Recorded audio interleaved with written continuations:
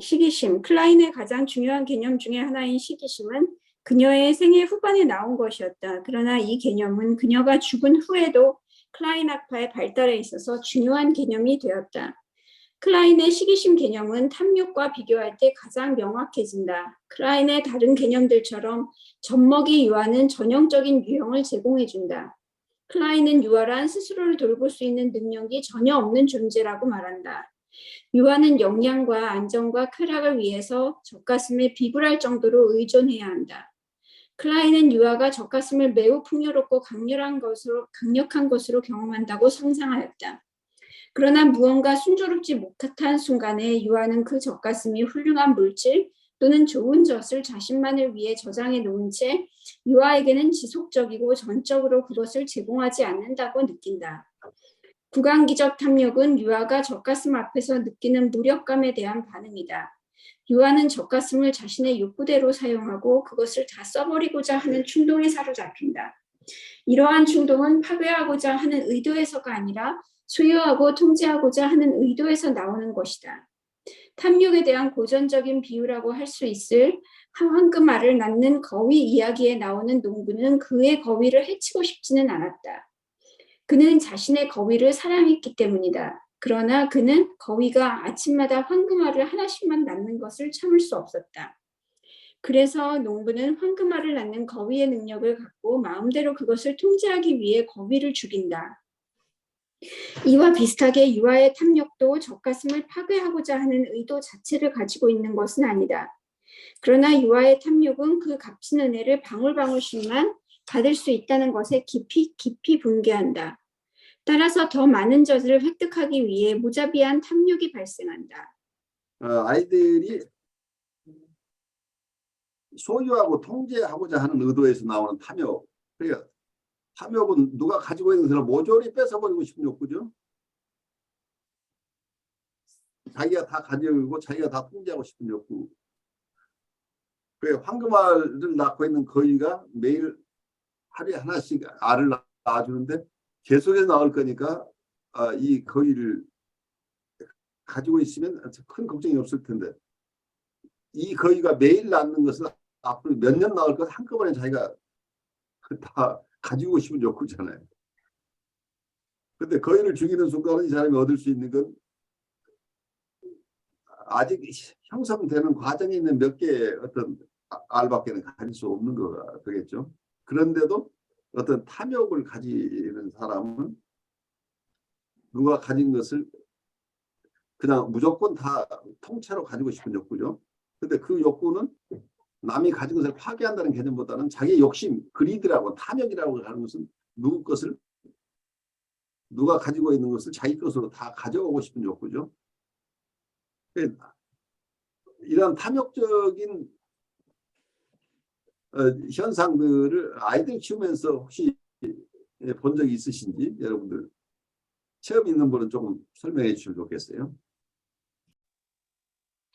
이게 적절한 얘기는 모르겠습니다만 저는 이제 저희 아이가 이제 막 걸어 다닐 수 있을 때쯤 해가지고 인형을 하나 업고 다니고 엄마한테 업게 해달라고 해주고 그리고 이제 인형을 내려놓고 재우겠다고 이불 덮고 토닥토닥 두드리고 하는 이런 게 연상이 됐어요. 어떻게 보면 탐욕이라는 속성 중에 가지고 있는 어떤 자기가 통제할 수 있는 내 마음대로 할 수 있는 물론 이제 한편으로 보면 이제 파괴적인 게 아니고 무엇을 양육하려고 하는 이런 모습으로 보이긴 했지만 그것도 역시 통제라고 하면 통제할 수 있고 아이가 그것을 잊어먹거나 잠시 다른 생각을 했거나 했을 때는 그런 행동을 그 인형한테 해줄 수 없기 때문에 이것도 일종의 통제가 아닌가 이런 생각도 했었고 또 연달아서 그쯤 되는 나이에서 엄마가 자기한테 하는 행동을 그대로 무언가에게 똑같이 함으로써 해서 엄마랑 나랑 같은 혹은 비슷한 역할을 한다라고 마음 어디선가 시키지 않았을까 이런 생각을 좀 해보았습니다. 네, 좋습니다. 아이들이 어때? 아이들 2명, 3명 이렇게 요즘은 이렇게 많이 키우지 않아서 경험들이 약할 텐데 여러 명의 아이들이 동시에 자라는 경우에는 뭐가 하나 생기면 서로 이걸 뺏어가려고 애쓰잖아요. 그러니까 자기가 충분하게 있는데 자기께 지금 10개나 있어요. 그런데 자기 동생이나 형을 위해서 또 1개를 사왔어요. 근데 10개 가진 애가 형이나 동생은 지금 하나밖에 없으니까 하나 형 동생 사주는 것도 그것도 자기가 가져오고 싶은 욕구가 있죠. 애들이 그 내 거야 하고 새로운 것을 오면 가져가려고 하는 것도 이거 탐욕이죠. 그러니까 자기가 가진 거 생각하지 않고 무조건 남이 가져가기 전에 다 자기 것으로 하고 싶은 욕구들이 있죠. 우리에게. 그러니까 어때요? 이 탐욕이라는 건 사실 굉장히 무서운 것 같아요. 가장 큰 부자가 가장 탐욕스럽다고 느껴요. 저는 실제 경험에서. 별로 가지지 않은 사람은 뭐 새로운 게 가질 만한 게 있어도 저걸 가지면 좋겠지만 항상 없이도 살았으니까 그 없어져도 그만 있으면 좋겠다 이 정도인데 이게 많이 가진 사람은 저거 새로 하나 있는데 저걸 내가 안 가져오면 안 돼. 그 아주 집념을 가지고 그것을 쟁취해 오는 힘이 굉장히 강해요. 그래서 이 사람은 부자는 계속 부자가 되는 것 같아요. 그러니까 큰 욕심 내지 않고 사는 사람은 그냥 그렇게 사는데 욕심이 있는 사람은 끊임없이 뭔가를 추구하기 때문에 계속 쟁취해서 얻어갈 수 있는 거죠. 그래서 어쩌면 어떤 분은 제가 주위에서 저분이 가지고 있는 돈을 평생 써도 쓸 수가 없는데 왜 저렇게 계속해서 집안에 돈을 쌓아놓는지. 그걸 더 가져오지 않으면 뭔가 피해 있는 것 같은. 그래서 끊임없는 탐욕이라고 하는 게 인간이 끝이 없다는 생각이 들어요. 그래서 아마 세속적으로 성공한 분들, 물질적으로 성공한 분들 보세요. 그분들 편안할 것 같아요. 가장 그 재벌 총수들 중에 어쩌면 난 이만하면 됐어 라고 편안해하는 분이 몇 명이나 있을 것 같아요. 내 등급이 3번째에서 4번째로 떨어진다고 못 참아내죠. 그게 경쟁심이라고 볼 수도 있겠지만 세상의 모든 것을 다 자기 것으로 가져오고 싶은 인간의 탐욕은 굉장히 뿌리 깊은 게 아닌가 싶은데. 저는 지금 잠시 말씀을 드리자면 한 청년이 생각나는데요. 뷔페 같은데 이렇게 식사를 하러 가면 교회에서 모임이나 행사 같은 게 있어서 식사를 하러 가면 어렸을 때부터 엄청나게 자기가 먹지 못할 양만큼 계속 갖고 오거든요. 아, 그렇죠. 네. 예, 그러니까 식탐 그냥 이거 얘는 식탐이 좀 강하다 뭐 이런 정도가 아니라 분명히 되게 아이 때부터 초등학교 들어가기 전부터 제가 봤는데 걔는 항상 자기 앞에 막 그 음식을 쌓아놔야지만 그 갖고 오는 걸 멈춰요. 그리고 결국은 이제 다 못 먹거든요. 그렇게 되면은 이제 오히려 음식이 부족해서 누군가는 못 먹게 되는데도 걔는 그걸 신경을 전혀 안 써요. 그러니까 항상 자기 앞에는 음식이 많이 쌓여야 되고 그게 안 쌓이면 막 짜증을 내고 힘들어하고 못 견뎌합니다. 그래서 그 애가 지금 생각이 납니다. 그래 아주 좋은 사례죠. 그 자기가 다 사용할 수 없는 것인데도 있는 것은 다 가져와야 되는 이런 탐욕이 굉장히 강한 케이스죠. 시기심은 동일한 상황에 대한 다른 반응이다. 시기하는 요한은 좋은 것에 접근해서 소유하려 하기보다는 그것을 망치고 싶어한다. 요한은 경험할 수는 있으나 통제할 수는 없는 강력하고 중요한 존재를 참아내지 못한다. 요한은 그것에 무력하게 의존하기보다는 차라리 그 좋은 것을 파괴하려 한다. 좋은 것의 존재가 참을 수 없는 시기심을 일으키고 그것으로부터의 유일한 도피 방법은 환상 속에서 그 좋은 것을 파괴하는 것이다. 시기심은 모든 원시적인 정신과정 중에서 가장 파괴적인 것이다. 편집 분열적 자리의 삶에서 가장 두드러진 특징은 모든 미움과 파괴성들이 나쁜 적가슴과만 관계를 갖는 반면 좋은 적가슴은 분열 기제를 사용하여 피난처와 위로의 원천으로서 보호된다는 것이다. 시기심이 가진 일반적인 특징은 그것이 좌절이나 고통에 대해서가 아니라 만족과 쾌락에 대해서만 반응한다는 것이다. 시기심은 나쁜 적가슴에 대한 공격이 아니라 좋은 적가슴에 대한 공격이다. 따라서 시기심은 좋은 적가슴과 나쁜 적가슴의 분리를 해제시키며 좋은 것과 나쁜 것을 상관하지 않고 사랑과 심의 순수한 자원들을 오염시킨다. 그렇게 시기심은 희망을 파괴한다. 시기심이라는 개념은 탐욕과 다르다고 우선 보고 있죠. 그래서 시기심을 가진 사람은 그걸 소유하려기보다는 그것을 망치고 싶어한다. 파괴하고 싶어한다. 시기심은 파괴성과 관련돼 있다고 하는 거예요. 그런데 이 파괴하는 대상이 나쁜 대상과 좋은 대상이 있다고 할 때 나쁜 대상을 파괴하려고 하는 것은 우리가 누구나 이해를 하죠. 배드 오브젝트에 대한 파괴성이 가는데 가장 비극적인 것은 좋은 대상을 파괴하고 싶은 욕구라니. 그 오브젝트를 파괴하는 거예요. 자기에게 만족과 쾌락을 주는 대상을 파괴하고 싶은 욕구. 그게 나쁜 젖가슴을 파괴하는 것은 이해가 되는데 좋은 젖가슴을 찾으면 되는데 좋은 젖가슴을 파괴해버리면 좋은 대상은 자기에게 좋은 것을 주는 원천인데 좋은 대상을 파괴한다고 하는 것이 아주 특징인데 나쁜 젖가슴에 대한 공격이 아니라 좋은 젖가슴에 대한 파격이기 때문에 결국은 나쁜 젖가슴과 좋은 젖가슴을 다 공격해버리는 결과가 되죠. 좋은 젖가슴을 파괴해버린다고 하는 편집 분열적 자리에 있다고 한다면 나쁜 젖가슴은 파괴하지만 좋은 젖가슴은 나의 피난처가 되고 또 나의 위로의 원천이 거기에 있는 거죠. 그래서 이상적인 대상을 가지고 있기 때문에 평가절하된 대상을 파괴하는 거죠. 그래서 편집 분열적 자리에서 나쁜 대상을 파괴하고 좋은 대상은 지켜내는 건데 문제는 이 좋은 대상마저 파괴하고 싶은 욕구가 시기심이라는 거예요. 그러니까 자기의 자원들을 다 파괴해버리는 거죠. 자기를 살게 하는 원천을 파괴하는 거죠. 그 좋은 대상은 좋은 젖을 파괴하면 자기 어머니를 파괴해버린다는 얘기예요. 그럼 자기가 죽게 되는 상황이 일어난다는 거예요.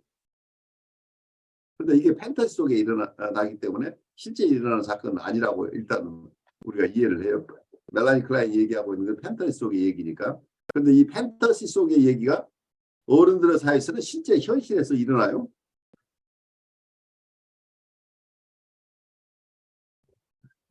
현실적으로 여러분 그 어린아이가 판타지 속에서 자기 어머니의 젖가슴 속에는 모든 게 있어요. 자기가 먹고 싶은 젖이 다 있죠. 그 어머니의 몸속에는 아이 판타지 속에서는 모든 게 있다고 이렇게 이해를 한다고 멜라니 클라인은 보고 있는데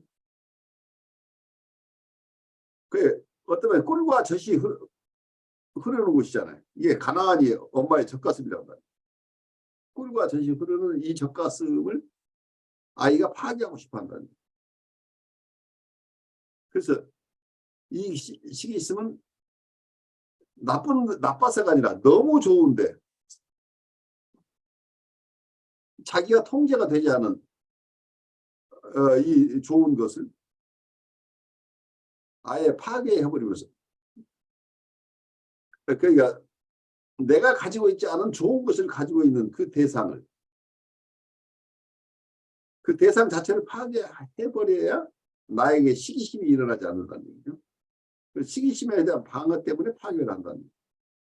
자기에게 쾌락과 만족을 주는 그 대상을 파괴한다고 하는 이 심리는 굉장히 무서운 심리예요.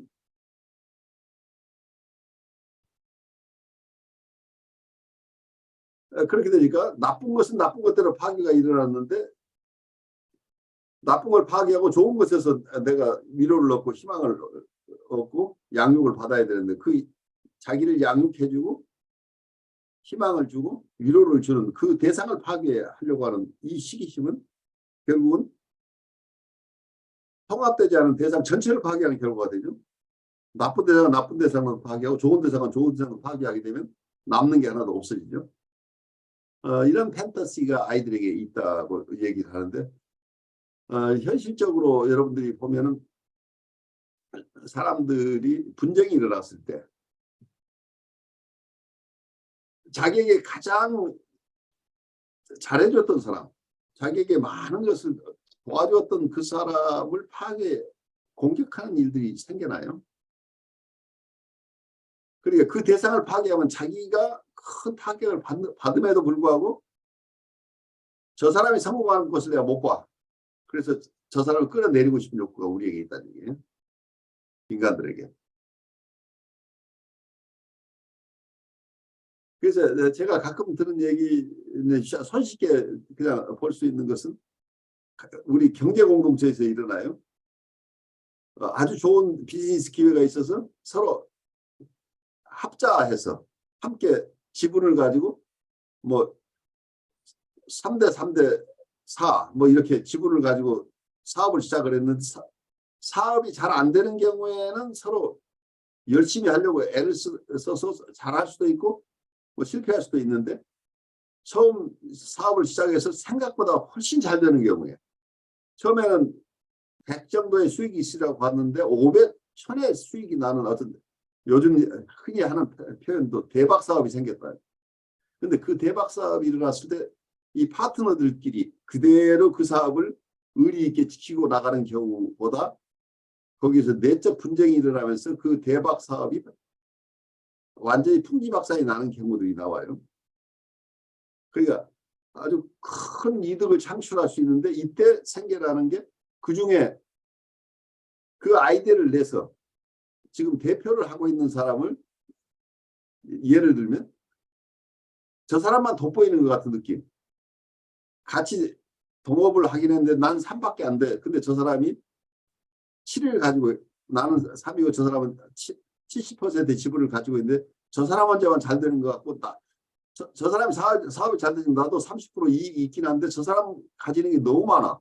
70%. 그리고 사람들이 저 사람만 사장이라고 저 사람의 성공담만 실어주고 하는 게 너무 이 사람이 성공하는 것이 나한테는 시기심을 불러일으킨다. 시기심을 불러일으키니까 뭔가가 곱게 보이지 않으니까 당신 지금 계산을 제대로 못하는 거 아니야? 그러면서부터 내부 회계 분쟁부터 시작이 되면서 서로 감정적으로 난 당신하고 같이 못하겠어 하면서 그 사업 자체가 파괴되는 것을 그런 위험한 일들을 서로 하는 경우들 그래서 실패하는 경우들을 봐요.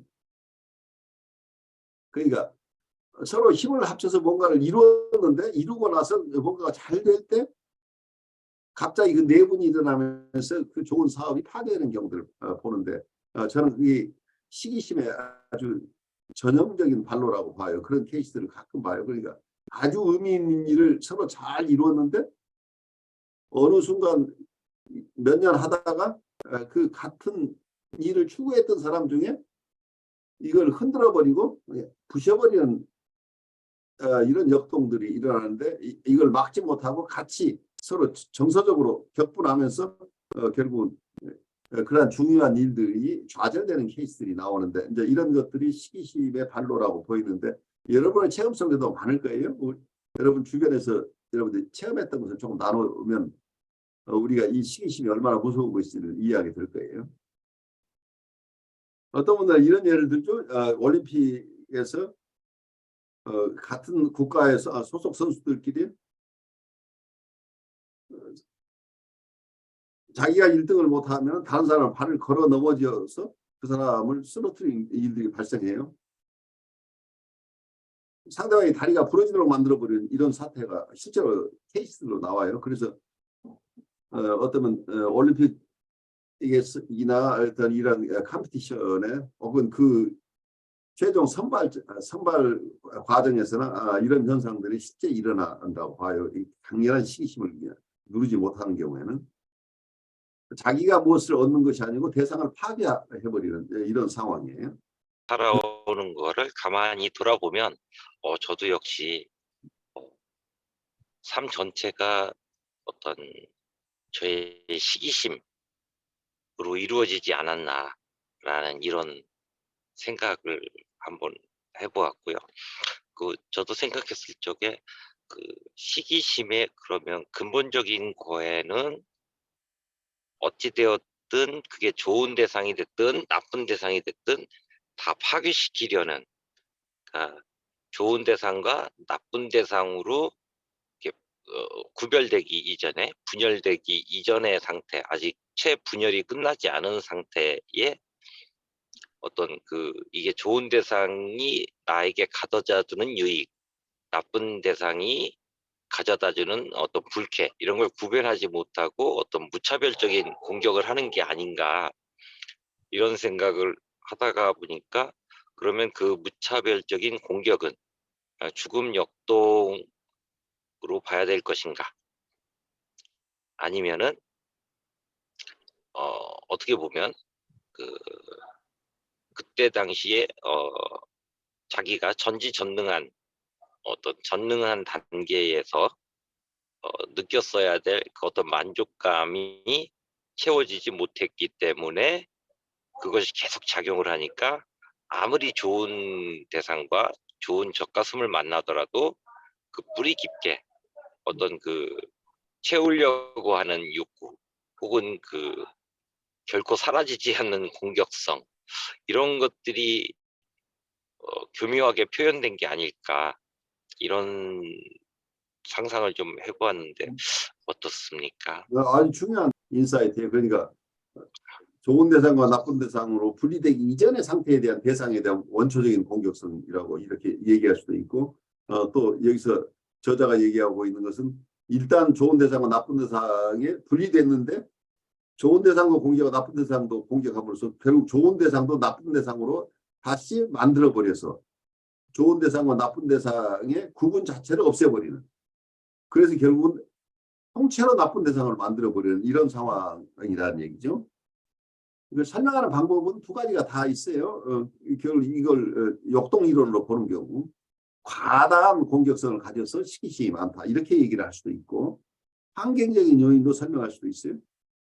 이분에게는 과다한 박탈이 있었기 때문에 이런 현상이 일어났다, 이렇게 그 두 가지 접근법이 있는데, 그래서 이런 심리적인 고찰 자체는 어느 쪽이 맞고 틀리고 결론은 나지 않아요. 그러니까 항상 네이처 앤드 너처라는 얘기, 우리가 타고난 것과 환경, 이 두 가지가 둘 다 영향을 미칠 수 있는데 30대 70, 70대 30 여러 유형으로 섞이는데, 우리가 양쪽에 영향이 있다는 것은 우리가 이해를 하지만 그것만 알아가지고는 우리가 그런 어려움을 겪는 사람을 도울 수는 없어요. 그러니까 그 원인이 어디에 있건 이 사람의 실제 현재 있는 이 사람의 모습을 중심으로 이 사람의 모습을 그대로 이해하는 쪽으로 가야지. 그러니까 원인을 아는 것은 굉장히 중요한데 두 가지 원인이 다 있을 수 있지만 어떤 원인에 있어 그것은 이 사람의 현재 상황은 시기심이 너무 많아서 자기 주변에 좋은 것을 하나도 가지고 있지 못한다 하는 상황이 왔다고 한다면 이 상황으로부터 출발해서 이분을 어떻게 도울 것인가 하는 쪽으로 우리가 어떤 우리의 퍼스펙티브를 가져가야 되죠. 그래서 그 가능성들의 원인을 우리가 이 사람은 환경이 훨씬 많은 비중을 가지고 있었다, 아니면 타고난 게 더 많다, 이런 우리의 잠정적인 우리 나름대로의 가설은 가지고 있지만 그 가설을 통해서 이분을 돕는 과정 속에서는 꼭 이 원인을 잘 모르더라도 이분을 돕는 방법이 있다는 얘기죠. 이 현실에서 출발해야 되는, 실제 이 사람의 상황에서부터 출발하면서 이분을 돕는 방법을 강구하는데, 그 돕는 방법은 이분의 환경에서 큰 영향을 받았건 타고난 것을 왔건 내가 새로운 대상으로서 그 새로운 환경이 되어주면서 이분을 돕는 과정은 새롭게 전개가 돼야 되겠죠. 클라인이 얘기하는 것은 질투라는 개념은 뭐 내가 가지지 못한 것을 가졌다든지 그런 면에서 봤을 때 질투라고 하고, 시기심이라는 것은 아예 뭐 탐욕 그런 게 아니라 그냥 좋은 것조차도 그냥 파기하고 싶은. 그래, MB라고 하는 것은 그러니까 좋은 것을 파괴하는 거예요. 좋은 것을. 네, 좋은 것. 그러니까 이런 부분에서 제가 좀 약간 좀 혼돈이 오는 게, 이제 좀 나이를 이제 좀 먹어간다랄까요? 이제 가면서, 목회적으로도 이제 그 동기들이 자리를 잡아가고, 근데 이제 뭐 물론 이제 우리 신앙적으로 봤을 때 제가 심판자나 판단자는 아니지만 또 이제 그 사람에 대해서 좀 많이 알잖아요. 동기니까. 근데 보면은 별거 없는데 잘 돼요. 뭐 잘난 것도 아닌 것 같은데 잘 되고, 또 이제 나이를 먹어가면서 이제 자녀들이 뭐 지금은 이제 뭐 대학 가고 이럴 나이는 벌써 다 이제 좀 지나긴 했지만, 그래도 뭐 좀 한동안은 뭐 좋은 대학을 간다든지 그런 것들을 봤을 때 솔직한 마음이 불편해요. 네, 그런 마음들이. 그래요. 예. 네. 그래서 이거는 시기심 정도는 아닌 것 같아요. 좀 이렇게 질투? 질투, 그래서 질투는 조금 더 다른 개념. 나중에 또 우리가 이렇게 그럴까요? 네. 질투라고 하는 개념은 보통은 라이벌리, 경쟁일 때는 제3자가 끼어 있을 경우에 라이벌리 문제가 생기죠. 내가 소중하게 생각하는 사람을 차지하려고 서로 경쟁하는 경우에 이제 보통 라이벌리인데, 어떤 사람이 실제 좋은 것을 가지고 있는데 거기에 대한 내 부러움, 그러니까 어떤 면에서는 이 MB라고 하는 것이 컨스트럭티브한 MB하고 어떤 파괴적인 디스트럭티브 MB라고 저는 두 가지를 봐야 된다고 봐요. MB를 그냥 부러움이라는 용어로 우리가 번역을 하면은, 누가 좋은 것을 가지고 있으면 부럽다, 우리가 우리말로 표현하죠. 근데 같은 누군가 좋은 것을 가지고 있는데 저걸 내가 시심이 생긴다고 하는 것은 내가 파괴하고 싶은 욕구가 생겨요. 그러니까 저분이 아주 목회적으로 성공하고 있어. 아, 내 친구가 참 아주 훌륭하게 성공했네. 나도 저 친구처럼 잘 성공하기, 내가 좋은 목회를 하기 위해서는 저분은 어떻게 했는지 내가 벤치마킹을 하고 싶다 하는 욕구가 있다고 한다면 이건 부러움이에요. 저는 그걸 컨스트럭티브 MB라고 보는데, 시기심의 일종이긴 하지만 아주 건설적인 시기심이라는 얘기예요. 그렇지만 파괴적인 시기심은 그 좋은 것을 가지고 있는 것을 내가 불편해요. 내 마음이.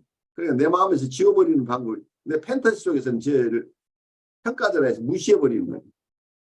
제가 성공했다고 하는 건 다 가치 없는 거야. 내가 제일 잘 아는데 쟤는 너무 세속적이야. 그래서 성공 자체도 세속적인 성공일 거야 라고 구체적으로 이 사람을 평가하기보다는 내 마음속에 지워버리는 것은 어떤 내 시기심의 발로일 수도 있어요. 경우에 따라서는. 그러니까 내가 건설적으로 좋은 것을 가진 사람을 내가 그 사람이 좋은 것을 가지고 있다고 하면 나도 좋은 것을 가질 수 있을 거야 라고 내가 희망의 메시지로 생각하고, 나도 벤치마킹을 해서 어떤 분이 좋은 뮤지션을 만났다, 좋은 음악가가 있다거나 그 뮤직을 참 좋아하는데 나도 뮤직을 전공하는 사람 같으면 저분처럼 훌륭한 음악가가 되기 위해서 나는 어떻게 하면 좋을까 하고 스텝 바이 스텝으로 저 사람을 따라서 뭔가를 이루겠다고 하는 경우에는 어떤 그 부러움의 대상으로서 아주 나의 이고 아이디어의 일부로, 그러니까 내가 이상적인 나를 형성하는 데 도움을 받을 수도 있는데, 어떤 사람은 어떤 분은 극단적인 거에 모든 뮤지션은 다 평가자라는 사람이 있어요. 저 친구 저래서 틀렸고, 근데 어느 희망이 온 세계적인 거장의 얘기를 하면서 그 친구 뮤직은 들을 게 하나도 없어. 내 들어봐도 다 그냥 쓸데없어 라고 하는데, 그 사람 얘기를 들어보면 세상에 훌륭한 뮤지션이 하나도 없는 거예요. 다 자기가 최고고. 이런 상태에 가면 이분은 시기심을 못 이기고 있는 케이스예요. 조금 이해가 가시나요? 네네, 그럼요. 그래서 우리는 누구나 부러움을 가지고 있는데 부러움이 파괴적으로 될 때 이걸 시기심이라고 저는 봐요. 그러니까 건강하게 이걸 소화를 하면 좋은데 우리가 어떤 경우에는 내가 그 꼴 못 보겠어 한다면 내가 실제 행동을 하지 않던데 판타지 속에서라도 그 대상을 평가하자라 해서 아무것도 아닌 것으로 만들어버리고 싶은 욕구가 우리에게 숨어 있어요. 그런데 이건 모든 인간이 가지고 있는 것 같아요. 그래서 자기 친구들을 칭찬하기 제일 힘들어요. 잘 알아서 그러는 것 같아요. 잘 알아서. 잘 알았어. 그 잘 알아서 잘 알아서 이거 뭐라고 할까요? 그게 시기심이라는 게 내가 가지지 않은 것을 가지고 있는 것에 대한 부러움이잖아요. 근데 저 사람이 정당하게 저걸 가졌다고 느끼기보다는 저 사람은 별거 아닌데 성공했다고 느낀다고 해요. 많은 경우 우리가. 나도 저 자리에 갈 수 있었는데 쟤만 간 거야 하는 거. 그래서 이 시기심을 못 견딘단 말이에요. 우리가 사회적으로 출세를 했거나 큰 명망을 얻었거나 훌륭한 업적을 쌓은 친구들에 대해서 내가 편한 마음이 잘 안 생기는 이 옹졸함이 우리 인간들에게 있단 말이에요. 그 친구 참 훌륭하게 잘했어라고 편한 마음으로 그 사람을 수용하기보다는 그 친구 이런 점이 좀 부족하지 않아? 사람들은 잘 모르지만 나는 잘 알아. 이제 이런 느낌들이 꽤 있어요. 이건 우리가 평생 남아있는 어떤 우리 안에 있는 시기심이라고 느껴요. 우리가 이걸 내가 다 없애겠다고 하는 것은 아마 불가능하지 않을까 싶어요. 저 안에서도 이제 그런 것들이 많이 느껴져요. 나한테 있는 이 시기심이 왜 이게 만만한 게 아니구나 하는 것을 느껴요. 그래서 아주 훌륭한 업적을 쌓은 선배나 동료들 그리고 후배들을 보면 내가 기쁜 마음이 돼야 되는데 어떤 때 불편한 마음이 든다고 하는 것은 나의 시기심이 그 밑바닥에 깔려 있는 게 아닌가 하는 성찰을 할 수밖에 없어요. 근데 그거 다 없애겠다고 한다면 내가 비인간화 되니까 나도 시기심 좀 가지고 살고 싶어요. 그러다 보면 그 시기심 속에 살지만 내 마음속에 시기심으로 끝내고 밖에 표출하지 않고 사는 것만으로도 그냥 덕으로 생각해야 되지 않을까 싶어요. 오랜 세월이 지나면 좀 나아지겠죠. 그래서 저는 이제 시기심을 생각해 보면 이제 시기심이 질투하고 부러움 이런 것들이 막 뒤섞여 있는 걸 이제 보통 이제 경험하게 되는 실제로 그런. 복합적인 정서들이 있는 거죠. 이게 이론적으로 분리해서 좀 설명을 하려고 하는 것일 뿐이에요. 근데 그 시기심의 이유는 뭘까 또 생각해 보니까 그게 어떻게 보면 나름 그 아이디얼라이즈드 된 셀프 이미지 때문에 그렇지 않을까 이런 생각도 해보거든요. 그럴 수 있죠. 예, 근데 그게 이제 유아부터 그렇다면은 유아 때 가지고 있는 어떤 자기 느끼고 있을 때에 나름 어떤 아이디얼라이즈 셀프라는 것이 유아 때부터 이게 서서히 발달해 나가는 것이 아닌가 이제 그런 입장으로 보게 되고요. 그래서 그때 유아 때는 이제 아이디얼라이즈 셀프가 자기가 경험한 세계에서 가장 좋은 것이 엄마의 젖가슴이라면은 이제 그걸로 자꾸 이제 자기를 보면서 나한테 있냐 없냐 이런 식으로 생각할지 모르지만 가면 갈수록 그게 사회적이고 이런 여러 경우에 따라서는 인간관계 형성을 잘하는 사람을 봐도 시기심을 가진 사람들이 많거든요. 그럼요. 얼마나 있죠. 예, 그렇기 때문에 어떻게 보면은 그 욕구의 발달 단계하고도 이제 보통 말하는 거하고 이게 이렇게 좀 맞물려 가지고 시기심의 범위도 이렇게 더 넓어져 나가는 느낌이라 할까요? 그래서 자기 실현의 욕구가 있는 만큼 시기심도 같이 발달해 나갈 수 있지 않을까 그런 생각도 해봤습니다. 좋아요. 그러니까 아까 탐욕하고 관계에서 남이 이렇게 많이 가지고 있어서 저걸 뺏어오고 싶은 욕구는 탐욕인데 저 많이 가지고 있는 것을 내가 불편하니까 내 안에 있는 시기심을 없애기 위해서는 저걸 파괴해버리고 싶은 욕구가 생겨난다니. 이게 시기심이라는 얘기예요. 그러니까 나한테 나 부러운 거 못 견뎌 라고 부러워서 나는 어떻게 하겠다고 한다면 이거 건강하게 이걸 소화할 수 있는데 나 부러운 이런 마음 드는 건 나 싫어. 내 주위에서 저런 대상을 없애버리고 싶어. 그래서 절교를 해버리거나 마음속에 지워버리거나 이런 상황이 일어날 수도 있겠죠. 근데 이게 현실적으로 대상관계를 청산하는 대인관계에서 이게 액팅아웃이 되면 굉장히 위험해지는 거죠. 그러니까 아까 아주 훌륭한 사업체를 만들어 놓고 갑자기 파괴시켜버리는 일들이 일어나는 거죠.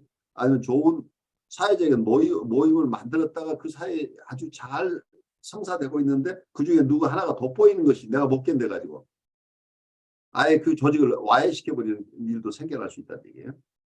이 내 마음속에 있는 이 시기심을 내가 잘 컨테인하지 못하면 액팅아웃으로 나오게 되고 액팅아웃으로 나오게 되면 굉장히 큰 실패를 경험할 수도 있다는 얘기예요.